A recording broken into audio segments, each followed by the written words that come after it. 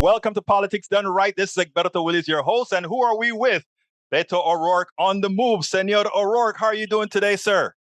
Doing great. We're just leaving Missouri City out here in Fort Bend after having spent the last 2 days in Houston. And we're headed down to Corpus Christi right now. Well, oh, wow, you have a long drive ahead of you. Well, you know what, man?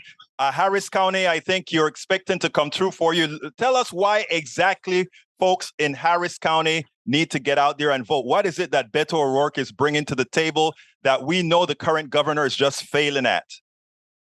You said the right word, 8 years, and all we have is failure from Greg Abbott. We lead the nation in school shootings, gun violence, the leading cause of death for children and teenagers, the most extreme abortion ban in America, occurring at the epicenter of a maternal mortality crisis that's 3 times as deadly for Black women. In the most overly incarcerated country on the planet, we're the most overly incarcerated state within it. And you add to all that the grid, which failed us in February of 21, is still not fixed and ready for this next winter. So the change that we need could not be more urgent. And the opportunity is literally right now. Polls close, I believe, at 7 at many of these early voting locations throughout Texas. And then they're going to reopen tomorrow, Monday, through November 4th. And then, of course, Election Day, November 8th. We do that. We vote. We turn out our friends and family members and those who are the targets of voter suppression and voter intimidation. Not only do we stop these bad things, but we do invest in the big things that bring us together. Public education, expanding Medicaid so that you can see a doctor, legalizing marijuana so we stop incarcerating people for possession of a substance that's already legal in most of the rest of the country today, and then prioritizing the lives of our kids over the interests of the NRA. These are the great things we are going to do together when we win.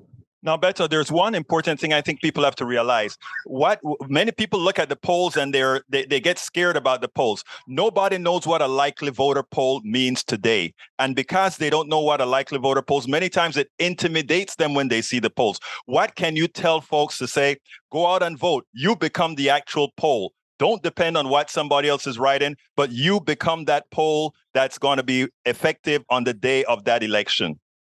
Yeah, I love the way that you put it. I was talking to Cecile Richards, whose mother, Ann Richards, was the last Democrat elected to governor. Happened in 1990, 32 years ago. And she said that not for a day were they ahead in the polls. They were counted out. They were behind by the pundits and the pollsters and the prognosticators every single day of that race until they won.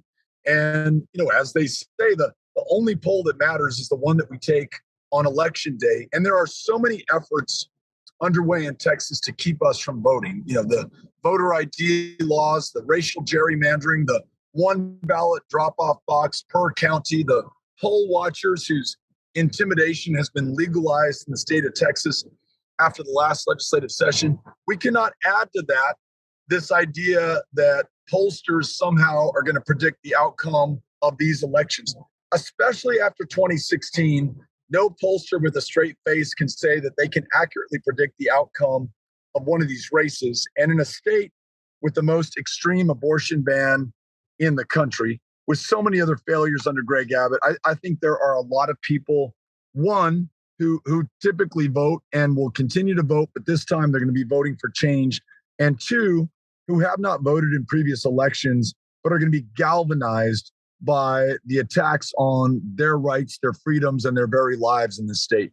Now, interestingly, Beto, it passed this prologue. What it turns out to be is that back in Kansas, if you remember, the vote for that particular bill was a point or so behind. It turned out winning by 19 points. So given when you have extenuating circumstances like we have today, nobody can have any kind of faith in a poll. And you say?